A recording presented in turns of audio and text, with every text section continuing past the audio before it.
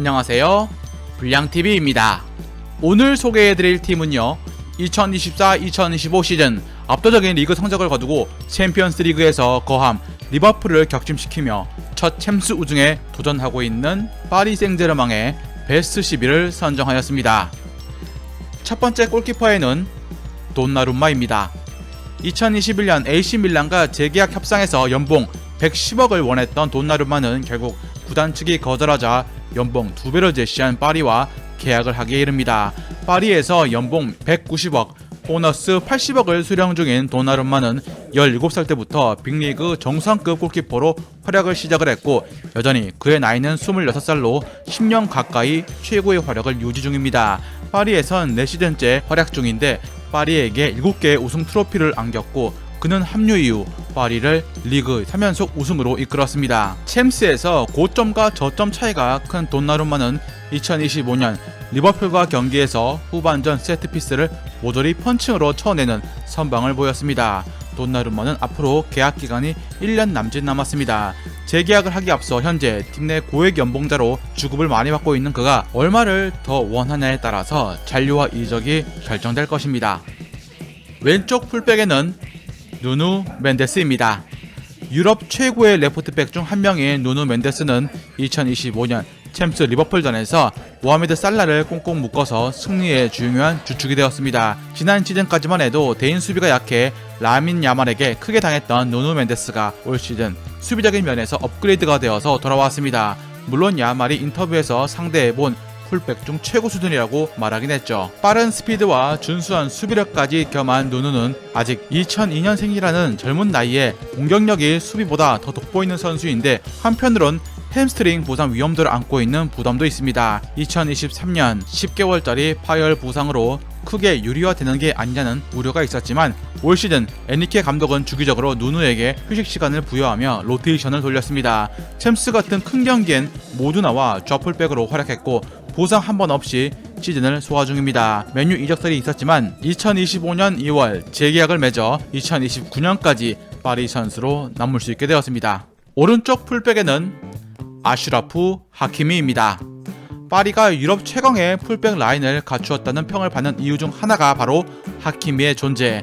모로코 국가대표팀의 핵심이자 파리의 우측 수비를 담당하고 있는 하키미는 수비뿐만 아니라 공격에서마저 최고의 모습을 보여주고 있는데 그는 2020년 이후 매 시즌마다 공격 포인트 10개 이상을 계속 올리고 있습니다. 올 시즌 역시 벌써 공격 포인트 11개를 적립 중. 누누 멘데스가 챔스에서 발군의 모습을 보이는 한편 하키미는 라마단 기간과 겹치면서 챔스서 리버풀전 루이스 디아스의 흔드는 플레이에 평소 하지 않는 실수들로 아쉬운 모습을 보였습니다. 어쨌거나 그래도 하키미, 누누 멘데스 2명의 풀백을 보유해서 풀백 종결판을 모두 보유하고 있는데 현대 축구에서 풀백들의 존재가 더욱 중요시되는 걸 보면 대체자를 구하기도 어렵습니다.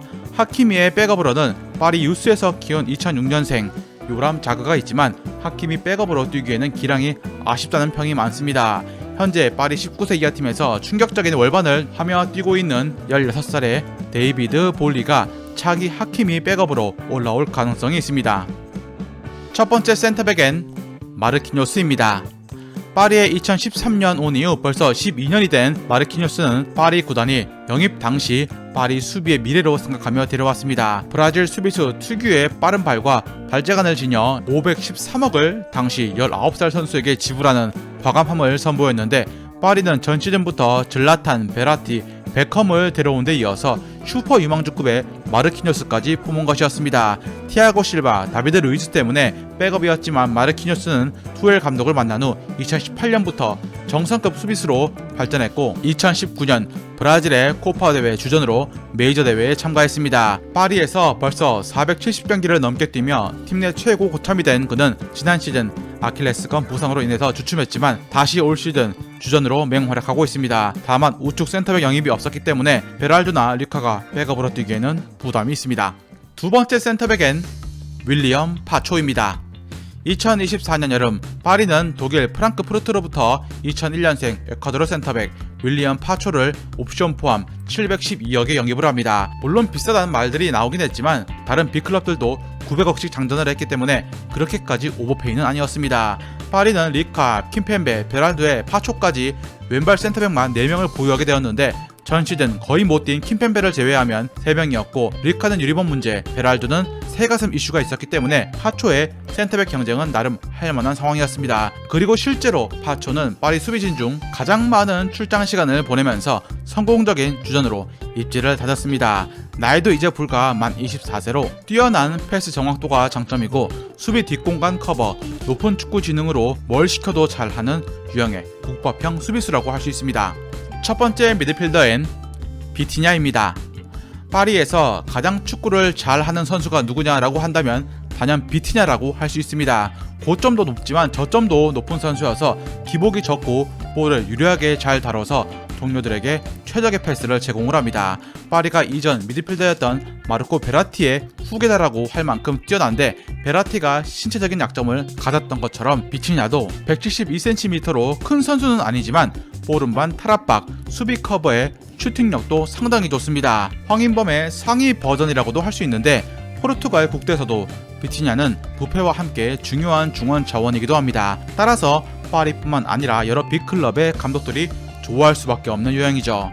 팀이 우승을 하려면 비티냐 같은 선수가 반드시 필요합니다. 두 번째 미드필더는 파비안 루이스입니다. 2022년 나폴리 중원의 에이스 파비안 루이스는 리그 최고의 선수 중 한 명이었고 재계약을 거부한 그는 2022년 여름 347억이라는 저렴한 가격에 파리로 이적을 하게 됩니다. 이적했을 때 파리엔 메시, 은바페, 네이마르 3총사가 있던 시기였고 파리는 대대적인 미드필더 영입을 통해서 루이스, 비티냐, 솔레르, 헤나트 산체스를 데려왔습니다.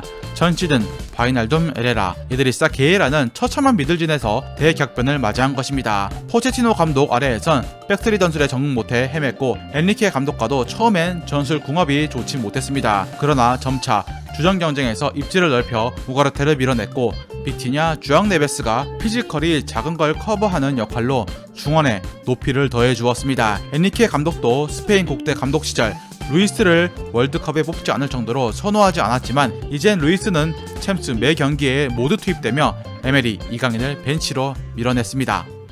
세 번째 미들필더는 주앙 네베스입니다. 2024년 여름 옵션 포함 1,050억에 파리로 이적한 주앙 네베스는 파리가 많은 기대를 하고 거액을 지른 선수로 포르투갈이 자랑하는 자국 최고의 유망주였습니다. 수비형 미드필더가 주 포지션인 네베스는 수비, 공격, 패스 등 모든 분야에서 뛰어났는데 특히 볼 운반 능력이 탁월하고 연계가 뛰어나 파리의 빌드업을 한 단계 더 업그레이드 시켜줄 것으로 내다보았습니다. 영입 당시 이미 국가대표 9경기나 소화했고 벤피카 시절 그는 포르투갈 리그 올해의 팀에 선정되며 리그를 지배한 재능이었습니다. 데뷔 전부터 도움 2개를 올리면서 한껏 실력을 뽐낸 네베스는 1,000억이 넘는 비싼 값을 해주었고 중원 경합의 진수가 뭔지 그리고 쉬지 않는 활동량으로 파리의 보물이 되었습니다. 비티냐와 네베스가 이끄는 중원, 전개, 커버, 공격 가담은 미들 전 지역에서 펼쳐졌습니다. 3미드를 쓰는 파리 전술인데 마치 4명의 미들진이 있는 듯한 효과를 불러오고 있습니다. 왼쪽 윙에는 흐비차, 크바라츠 헬리아입니다. 2025년 1월 크바라츠 헬리아가 나폴리에 이적을 요청한 후 파리와 나폴리 간의 협상은 일사천리로 진행되었습니다. 이적료 1,048억에 파리로 입단을 하게 되었는데 이미 파리엔 좌측 공격수들이 많았습니다. 바르콜라가 레프트 윙이었지만 흐비차의 입단이 확정되면서 자연스럽게 포지션 이동이 일어날 수밖에 없었죠. 멀티 포지션이 가능한 두에와 이강인은 오른쪽에서 뛸 수 있었지만 바르콜라가 우측으로 오게 되면서 더욱 입지가 줄었습니다. 흐비차는 입단 직후 레프트 윙 자리로 뛰기 시작했습니다. 에니케 감독이 올 시즌 로테이션을 적극적으로 돌렸기 때문에 흐비차도 중요한 경기에 따라서 출장 시간이 유동적으로 바뀌었습니다. 그렇지만 큰 경기엔 흐비차가 선발로 나오는 것은 바뀌지 않았죠. 우선 흐비차는 윙어로 드리블 공격 모두 좋지만 무엇보다 수비 가담도 매우 적극적인 선수여서 다음 시즌이 더 기대가 됩니다. 오른쪽 윙어에는 바르콜라입니다. 바르콜라는 원래 좌측 윙어였습니다. 흐비차가 오면서 우측으로 이동하게 되었고 브레스트전, 모나코전, 리버풀전 등 경기들에서 바르콜라는 우측 윙어로 나오기 시작했습니다. 이강인과 두에는 윙어 경쟁에서 밀려났죠. 흐비차와 바르콜라는 서로 자리를 바꾸면서 스위칭 플레이를 하기도 했는데 바르콜라가 우윙으로 가면서 영향력이 많이 줄었습니다. 엔리케 감독은 주중 챔스를 위해서 주말 리그에선 바르콜라에게 좌익 역할을 주면서 로테이션을 돌리기도 했습니다. 바르콜라가 올 시즌 공격 포인트 30개를 넘겼는데 대부분 좌윙에서 나온 것이었습니다. 흐비차와 바르콜라를 공존시키려는 노력을 하기 위해서 스위칭 플레이를 시키지만 두 선수 중 어느 선수가 우측으로 가든 좌측 때보다 폼이 조금 떨어질 수밖에 없었죠. 흐비차와 바르콜라를 좌측에서 경쟁을 시킬 마음이 없는 엔리케 감독은 올 시즌이 끝나고 포지션 정리에 고민이 많아질 것입니다. 우측 윙에 차라리 바르콜라보다 두에가 더 폼이 좋기 때문입니다.